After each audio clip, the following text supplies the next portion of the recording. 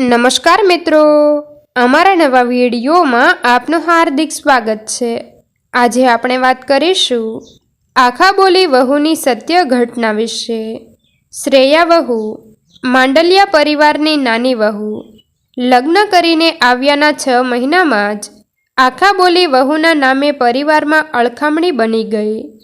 જોકે એની સ્પષ્ટ વાતો એના સાસુમાં અંજનાબેન અને સસરા સુબોધભાઈને એટલા માટે પણ ખટકતી હતી કે એમની મોટી વહુ માધવી ક્યારેય પણ એમને એમની કોઈ પણ વાતનો સામો જવાબ આપતી ન હતી કે આપી શકતી ન હતી। માધવીના આ ઘરમાં આવ્યાના 5 વર્ષમાં અંજનાબેને કોઈ પણ કારણે કે વગર કારણે જાણતા કે અજાણતા એને કંઈ પણ સાચું કે ખોટું કહ્યું હશે તો પણ એ ચૂપચાપ મૂંગે મોઢે સહન કરી લેતી હતી। માધવી ભાભીની આ સાલસતા થકી શ્રેયાને એમના પ્રત્યે ખૂબ માન તો હતું જ, પણ સાસુમાના વજૂદ વગરના માનસિક અત્યાચારનો વિરોધ કરવા એમને વારંવાર પ્રેરતી હતી। તો પણ માધવીએ ક્યારેય પણ એ હિંમત કેળવી જ નહીં। તેનાથી વિપરીત શ્રેયાને ક્યારેય પણ સાસુમાની કોઈ ટકોર વિના કારણે કે લાગતી તો એ વિના સંકોચે એમને જવાબ આપી દેતી હતી। આ બાબત ઘણીવાર એમના વચ્ચે નાના મોટા ઘર્ષણનું કારણ બની જતું હતું। તેથી એ એમની નજરમાં કણાની જેમ ખટકતી હતી અને આખા ઘરમાં અળખામણી બની ગઈ હતી।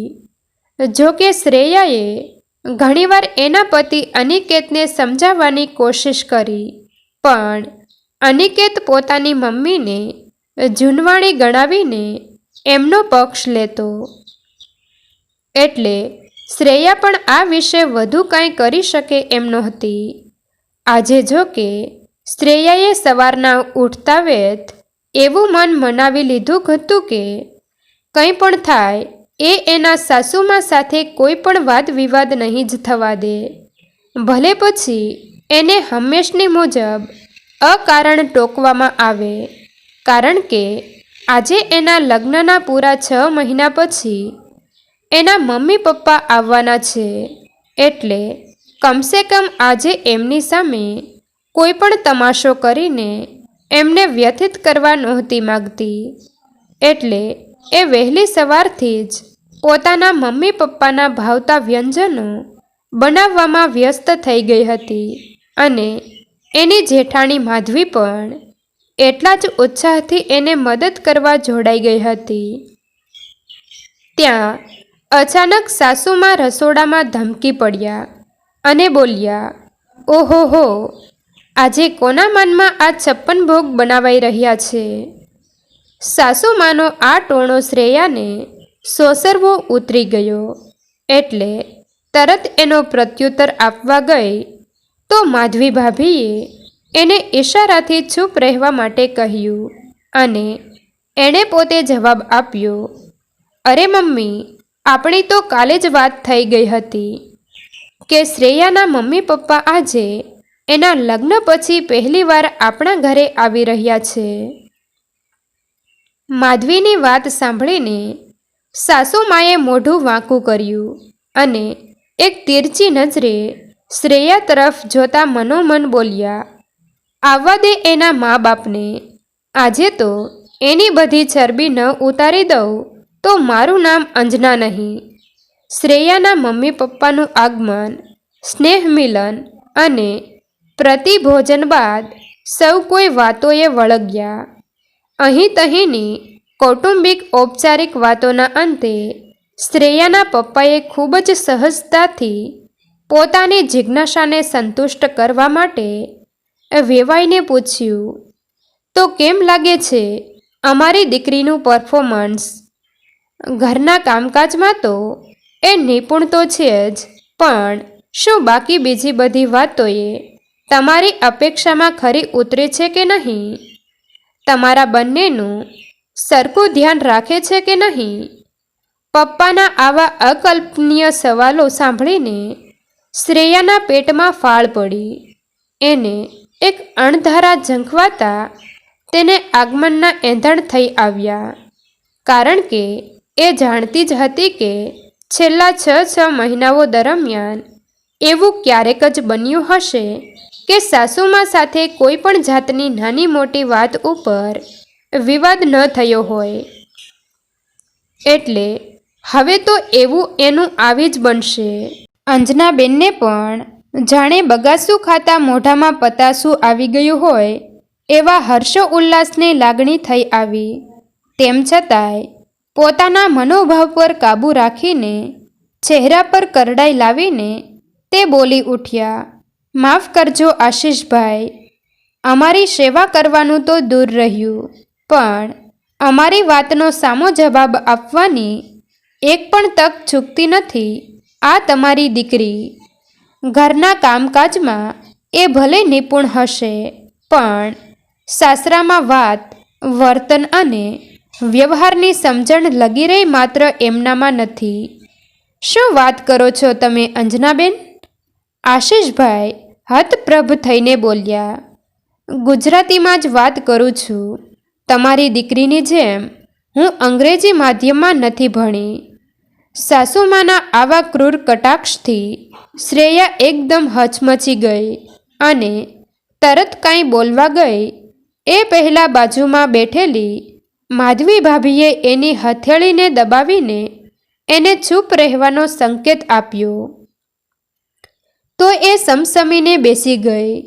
સાસુમાને તો જાણે હવે ખુલ્લું મેદાન મળી ગયું હોય એમ છેલ્લા 6 મહિનાની બધી ભડાસ કાઢી નાખી. સાચી ખોટી જાણી અજાણી બધી વાતોમાં મીઠું મરચું ભભરાવીને સાસુમાએ પોતાના મનને ટાઢક મળે એ રીતે પોતાની વાત રજૂ કરી દીધી. આ સાંભળીને આખા ઘરમાં ચોંપો પડી ગયો. કાપો તો લોહી ન નીકળે એવી પીડા અને ક્ષોભ અનુભવતા આશીષભાઈ એ પહેલાં એક નજર શ્રેયા પર નાખી, જે ખૂબ જ ગુસ્સામાં આ બધી વાત સાંભળી રહી હતી. પણ તરત અંજનાબેને તેને સંબોધીને બોલ્યા, માફ કરજો વેવાણ, અમે શ્રેયાના આવા વર્તનથી તદ્દન અજાણ હતા. આશીષભાઈ વધુ આગળ બોલે એ પહેલાં જ શ્રેયા બોલી ઉઠી, પણ પપ્પા, પણ આશીષભાઈએ ગુસ્સામાં એની વાત કાપી નાખી. ના બેટા, હવે એક પણ શબ્દ તું નહીં બોલે. શું અમે તારા વિશે આ બધી વાતો સાંભળવા આજે અહીં આવવાના હતા? શું અમે તને બચપણથી જ નથી જાણતા કે તું કેવી આખા બોલી છે? પણ અમારા લાડ પ્યારમાં તું આટલી ઉદ્ધત બની જશે એવી અમને કલ્પના પણ ન હતી.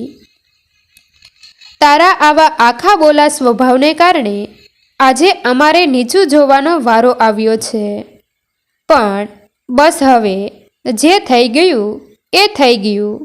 આજ પછી તારા વિશે આવી કોઈ ફરિયાદ ન આવવી જોઈએ એની અમને ખાતરી આપ અને આમની માફી માગ, એટલે હવે અમે અહીંથી થોડાક સન્માનપૂર્વક જઈ શકીએ.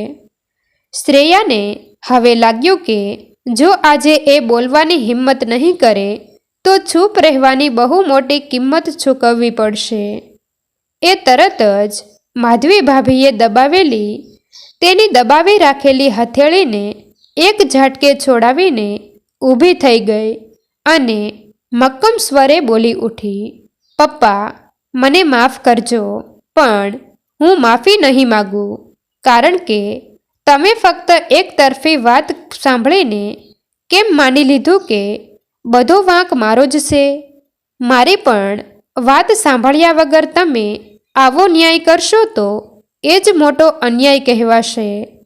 તમારા બધાની નજરમાં હું ભલે 100% ગુનેગાર હોઈશ, પણ જેમ અદાલતમાં પણ સાચા ગુનેગારને પોતાની વાત કહેવાનો અધિકાર હોય છે, તેમ મને પણ મારી વાત કહેવાનો હક હોવો જ જોઈએ. ઘણા બધા સમયથી ચૂપ બેઠેલા આશીષભાઈના પત્ની સુધાબેન પોતાની દીકરીને વહારે આવ્યા. ઠીક છે બેટા, તારે પણ આ વિશે જે સ્પષ્ટતા કરવી હોય એ તું કરી શકે છે. પોતાની મમ્મીના આ લાગણીસભર શબ્દો સાંભળીને શ્રેયાએ સંપૂર્ણ આત્મવિશ્વાસથી સાસુમા અને સસરાના એક એક આક્ષેપોને ખૂબ જ વ્યવસ્થિત રીતે ચણાટ કરીને જે જવાબો આપ્યા એ સાંભળીને બધા સતબદ્ધ થઈ ગયા. શ્રેયાએ જ્યારે બોલવાનું શરૂ કર્યું અને એની વાત સ્પષ્ટપણે પૂરી કરી એ દરમિયાન સૌ કોઈએ, ખાસ કરીને આશીષભાઈએ જોયું કે એના સાસુ સસરા હજુ થોડીવાર પહેલાં જે રીતે શ્રેયા ઉપર આક્ષેપો કરી રહ્યા હતા અને એ બધા આક્ષેપોનું શ્રેયાએ જે રીતે એ ખંડન કરી રહી હતી એ સાંભળતા તેઓ ખૂબ જ શરમજનક લાગણી અનુભવી રહ્યા હતા અને મુખ પ્રક્ષક બનીને શ્રેયાની વાત કાપવાની હિંમત પણ નહોતા કરી રહ્યા અને એકબીજાની સામે ગંભીર મુદ્રાએ ફક્ત જોયા જ કર્યું હતું. જેથી તેમને હવે ચોક્કસ ખાતરી થઈ ગઈ હતી કે એ લોકોએ જાણીબૂજીને શ્રેયાને માનસિક ત્રાસ આપવા બધી વાતો પર ઉપજાવી કાઢેલી હતી. એટલે હવે પોતાના અવાજમાં ગર્વની લાગણી સાથે શ્રેયાને સંબોધીને બોલ્યા, બેટા, તારી બધી સ્પષ્ટતા સાંભળીને જે રીતે આ લોકો ચૂપ થઈ ગયા છે એ જ બતાવે છે કે તે કાંઈ પણ ખોટું કર્યું નથી, પણ ખોટું તો તારી સાથે જ થયું છે. એટલે હવે એનો ન્યાય કરવાનો હક પણ તને જ મળે છે. તું જે નક્કી કરીશ એમાં અમે તારી સાથે જ છીએ.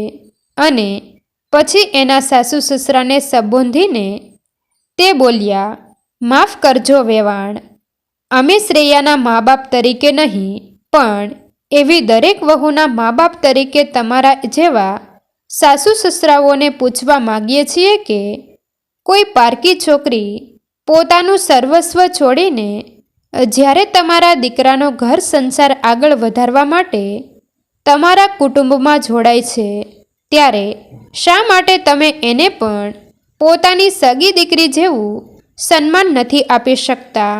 અને જો પૂરેપૂરું સન્માન ન આપી શકતા હોય તો શા માટે આવી રીતે એના ઉપર માનસિક ત્રાસ ગુજારો છો? પણ અંજનાબેનની અકડ હજુ એમની એમ જ હતી. અમારે આ બાબત વધુ દલીલો નથી કરવી. તમને અને તમારી દીકરીને જે યોગ્ય લાગે એ કરવાની તમને છૂટ છે. આ સાંભળીને આશીષભાઈ થોડા વધુ ઉગ્ર બન્યા અને શ્રેયાને સંબોધીને બોલ્યા, જો બેટા, અમને એમ લાગે છે કે તારી વાતોની આ લોકો પર હજી કોઈ અસર પડી નથી અને કદાચ તેઓ એમનું તારા તરફનું વર્તન બદલશે જ નહીં. અને જો આમ જ ચાલવાનું હોય તો બેટા, હવે તારે નિર્ણય લેવાનો છે કે તારે આ લોકોની માનસિક યાતના સહન કરવી છે કે એમાંથી મુક્ત થવું છે. મુક્ત થઈને મારે ક્યાં જવું પપ્પા? શ્રેયાએ પોતાની લાચારી રજૂ કરી, પણ એની મમ્મીએ દ્રઢતાપૂર્વક એનો હાથ પકડીને એને જવાબ આપ્યો, અરે બેટા, ક્યાં એટલે? અમે તારા માવતર આજે પણ એટલા જ મજબૂત છીએ. જો તારે પાછા આવવું હોય તો અમે તને સહૃદયે સ્વીકારવા તૈયાર જ છીએ. પણ મમ્મી, હું પાછી આવી જાઉં તો સમાજમાં તમારી આબરૂ જાય એનું શું? બેટા, એવી ખોખલી આબરૂના ભોગે અમે તારો ભોગ ન લેવા દઈએ.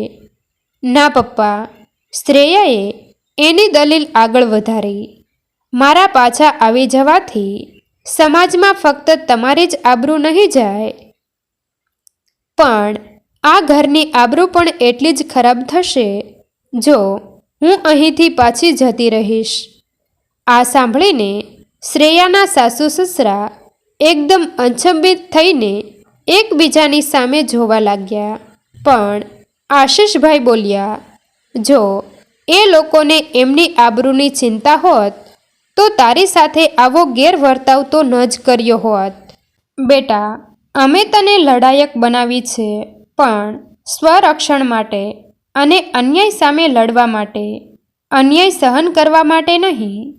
તેમ છતાં આ તારી પોતાની લડાઈ છે, એટલે તું જ નક્કી કર કે હવે તારે શું કરવું છે. જો પાછા આવવું હોય તો અમે અત્યારે જ તને પાછી લઈ જવા માટે તૈયાર જ છીએ, કારણ કે હવે આ ઘરમાં તને એક પળ માટે માનસિક ત્રાસ આપવામાં આવશે તો એ હવે અમે નહીં જ સહન કરી શકીએ. પપ્પા, શ્રેયા બોલી.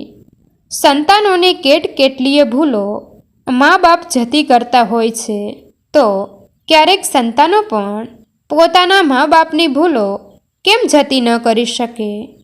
મારા સાસુ સસરાએ મારા પ્રત્યે જે વલણ અપનાવ્યું છે એ એમની ભૂલ સમજીને એમને વધુ એક તક આપવા માગું છું. મને પાછી અપનાવી લેવા માટે આપ તૈયાર જ છો એ તમારા પીઠબળ સાથે હું અહીં જ રહીશ, અને વધુને વધુ કોશિશ એવી કરીશ કે મારા આ મમ્મી પપ્પાનો મારા માટેનો અભિગમ બદલાય. એક ખૂબ જ આત્મસંતોષ અને સન્માનની લાગણી લઈને શ્રેયાના મમ્મી પપ્પા ત્યાંથી જતા રહ્યા. આ વાતને 3 મહિના વીતી ચૂક્યા હતા, અને ખૂબ જ આશ્ચર્ય રીતે શ્રેયાના ઘરમાં આ 3 મહિના દરમિયાન એની સાસુ સાથે ક્યારેય પણ કોઈ પણ વાતનો વિવાદ નહોતો થયો. એટલું જ નહીં, પણ માધવી ભાભી સાથે પણ ખૂબ જ સન્માનપૂર્વક વ્યવહાર કરવામાં આવતો હતો. એ જોઈને માધવી સ્વગત બોલી ઉઠી. આ પરિવર્તનનો બધો શ્રેય શ્રેયાને આખા બોલી વહુને જ અત્યારે જાય છે. મિત્રો, તમને જો આ વિડીયો પસંદ આવ્યો હોય તો વિડીયોને લાઈક અને તમારા અન્ય સગા સંબંધી મિત્રો સાથે વિડીયોને શેર કરવાનું ભૂલતા નહીં. અને આવા જ નવા જીવન ઉપયોગી, જીવનમાં કંઈક નવું કરવાની પ્રેરણા મળે તેવા વિડીયો જોવા માટે અમારી ચેનલ સાથે બન્યા રહો. થેન્ક યુ મિત્રો. મળીએ છીએ એક નવા વિડીયો સાથે. આભાર.